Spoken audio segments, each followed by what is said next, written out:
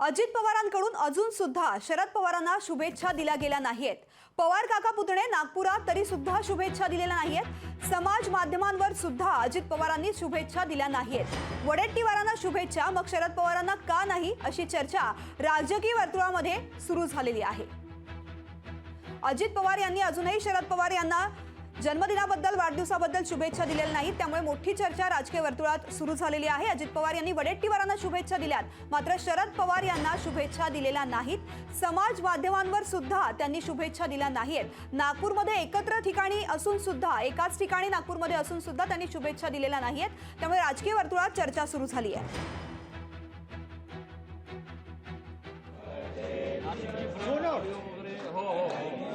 शरद पवार यांना सगळ्यांनीच शुभेच्छा दिलेल्या आहेत वाढदिवसाच्या, मात्र राष्ट्रवादीमध्ये फूट पडल्यानंतर अजित पवार शरद पवारांना वाढदिवसाच्या शुभेच्छा देतील अशी अपेक्षा होती, मात्र अद्यापही अजित पवार यांनी काकांना शुभेच्छा दिलेल्या नाहीत, त्यामुळे राजकीय वर्तुळामध्ये एक वेगळीच चर्चा सुरू झालेली आहे।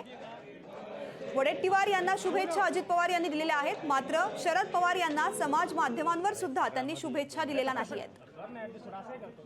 अजित पवार यांनी अजूनही शरद पवारांना शुभेच्छा दिलेल्या नाहीत। पवार काका पुतणे नागपूरमध्ये आहेत तरी सुद्धा शुभेच्छा दिल्या गेल्या नाहीत। समाज माध्यमांवर सुद्धा अजित पवारांनी त्यांना शुभेच्छा दिल्या नाहीत। शरद पवार यांचा वाढदिवस साजरा होतोय, मात्र पुतणे अजित पवार यांनी त्यांना शुभेच्छा दिल्या नाहीत, त्यामुळे चर्चा सुरू झाली आहे। ज्योत्स्ना गंगणे आमची प्रतिनिधी सध्या आपल्या सोबत आहे। ज्योत्स्ना, शरद पवार यांचा वाढदिवस राज्यभरातून देशभरातून त्यांना शुभेच्छा दिल्या जातात, मात्र अजित पवार यांनी शुभेच्छा दिल्या नाहीत।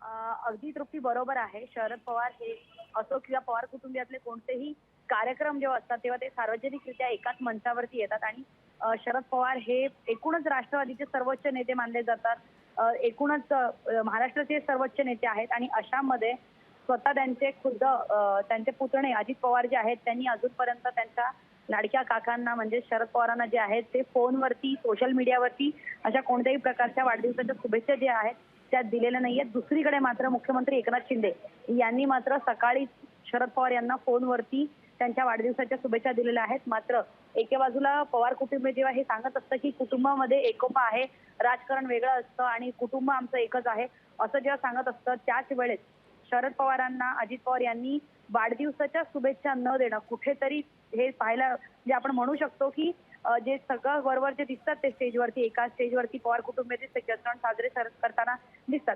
असं असलं तरी पवार कुटुंबियामध्ये खास करून काका आणि पुतण्यामध्ये मात्र अद्यापही नाराजगी आहे असं यावरून स्पष्ट होतंय। निश्चित मतभेद झालेत, मनभेद सुद्धा झालेत की काय अशी चर्चा आता राजकीय वर्तुळात सुद्धा सुरू झाली आहे। ज्योत्स्ना, धन्यवाद या संपूर्ण माहितीसाठी। लोकशाही मराठी ऐका, पहा, जागरूक रहा।